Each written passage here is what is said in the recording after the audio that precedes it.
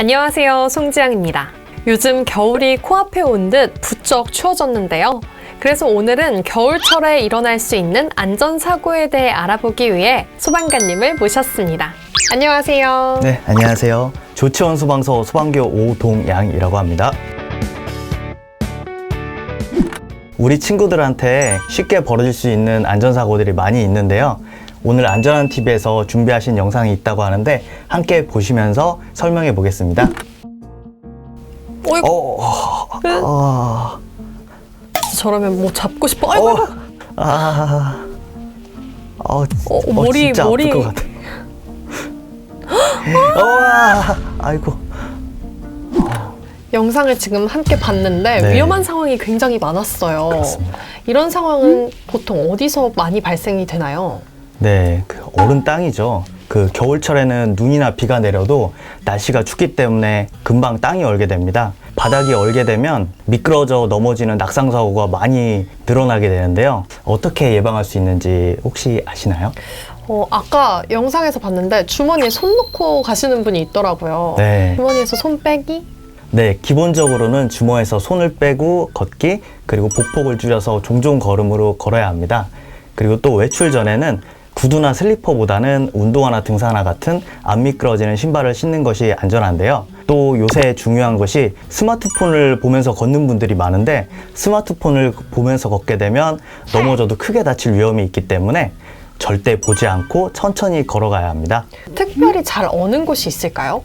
네, 어두운 곳과 그늘진 곳을 주의해야 되는데요. 얼음도 크게 형성이 돼 있고 또 확인이 쉽지도 않아서 특히 조심해야 합니다. 그러면 집 앞에 얼어있는 곳이 있으면 조금 무섭기도 하고 이걸 네. 빨리 없애야 될 것 같은데 그렇습니다. 뜨거운 물을 부으라는 얘기도 들어본 적이 있어요. 이건 어떤가요? 뜨거운 물을 붓는 것은 제일 위험한 행동 중에 하나입니다.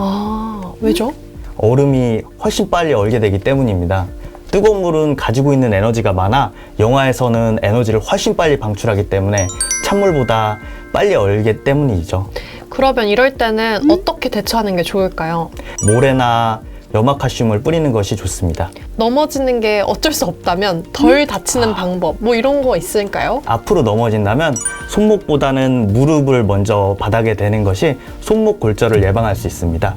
그리고 뒤로 넘어지게 된다면 꼬리뼈나 척추 골절, 또 심하면 뇌진탕까지 올 수 있기 때문에 엉덩이나 머리보다는 등 먼저 닿는 것이 충격을 줄일 수 있습니다. 일단 넘어지면서 이걸 생각해낼 수 있을진 모르겠지만 한번 노력하면서 넘어져야겠네요. 네. 겨울철에 화상사고가 많다고 들었어요. 네. 준비된 이미지가 있다고 하니까 한번 볼까요? 네. 약간 이거는 핫팩 같은 거 위에 올려놓은 네. 것 같죠? 저 이거 고데기에 한번 저 손 대인 적 있는데 딱 이렇게 됐어요. 진물 나겠는데? 이미 다 까인 것 같습니다. 까가지고 껍데기 벗겨진 것 같습니다. 이제 날씨가 추워지니까 핫팩이나 전기 난로 그리고 이제 장판 까니까 저온 화상이 많이 일어나는 것 같아요. 네, 그렇습니다. 정확히 저온 화상이 뭔가요? 뜨거운 불이나 끓는 물 같은 것에만 화상을 입는다고 생각하시는데 낮은 온도, 그러니까 핫팩이나 아니면 전기난로 같은 거에서 장시간 피부가 손상을 받아 화상을 입게 되는 걸 말합니다. 이게 단기간에 데이는 게 아니라 장시간 화상을 입기 때문에 일반 화상보다 상처가 훨씬 깊고 그리고 회복하기 시간이 오래 걸립니다. 따뜻한 거에서도 화상을 입을 수 있다는 얘기군요. 네, 그렇습니다. 그러면 이렇게 따뜻한 데 데이면 사실 바로 인지하기도 힘들고 티도 안 날 것 같은데 이런 저온 화상은 어떻게 해야 되나요? 말씀하신 것처럼 모르고 지나치는 경우가 굉장히 많습니다.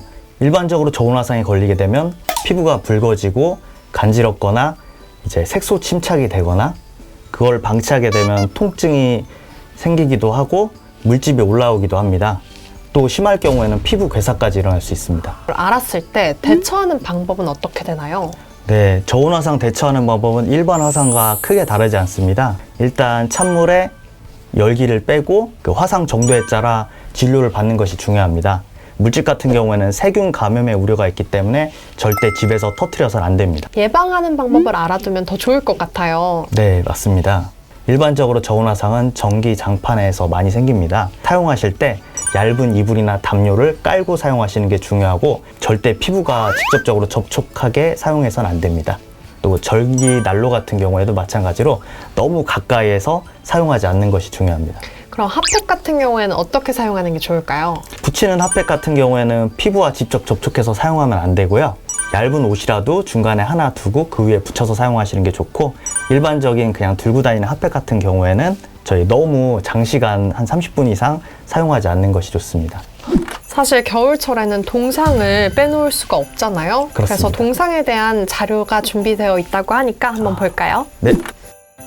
귓볼이 빨갛게 부어올랐어요. 괴사한 거죠, 조직이. 저 이런 자료는 처음 봐요. 탱탱 부어오르는군요, 동상에 걸리면 보통. 뭐 겨울철에 엄청 추워서 와 추워 죽겠다 이 정도는 느껴보지만 이렇게 사진처럼의 동상은 처음 보거든요. 흔히 일어나는 일인가요? 네, 생각보다 동상이 많이 있습니다.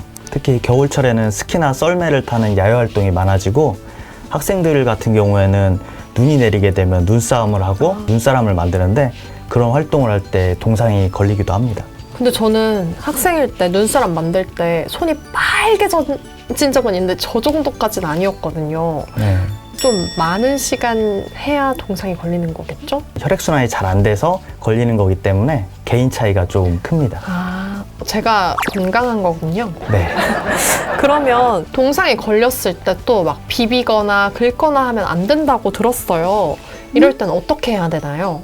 동상에 걸리면 피부 조직이 얼어 얼음인 상태가 되기 때문에 만지거나 문지르면 피부 손상이 심해질 수 있습니다. 아, 그러면 가만히 냅뒀다가 병원에 가는 게 제일 좋겠죠? 그런데 가만히 냅두시기보다는 후기 응급조치를 해주시는 게 중요합니다. 급속 제거원법이라고 해서 따뜻한 곳으로 가셔가지고 따뜻한 물에 20분에서 40분 정도 담가 두신 다음에 병원으로 가시는 게 좋습니다. 그러면 핫팩은 좀 뜨겁잖아요. 예, 핫팩 예. 같은 거 얹어 놓으면 안 돼요?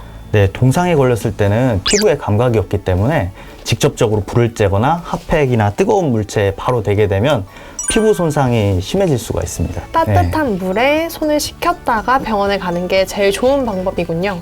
더 좋은 방법은 식히면서 담가 놓으면서 가는 게 더 중요합니다. 담가 놓고 그러고 예, 이동하는 바로 게. 병원으로 가시는 게. 물을 구할 수가 없다. 이럴 때는 어떻게 해야죠? 신체 주위에서 겨드랑이가 체온이 높은 곳 중에 하나이기 때문에 손에 걸렸을 때는 겨드랑이에 손을 껴서 이제 체온으로 녹이는 게 도움이 됩니다.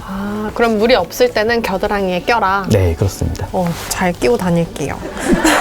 오늘 소방관님께서 겨울철 안전사고에 대해서 이야기해 주셨는데 어떠셨나요? 네, 겨울철 안전사고 미리 예방하고 대응한다면 충분히 극복할 수 있습니다. 안전사고 잘 대비해서 즐거운 겨울 나시길 바라겠습니다. 이번 겨울에도 따뜻하고 안전하게 보내세요.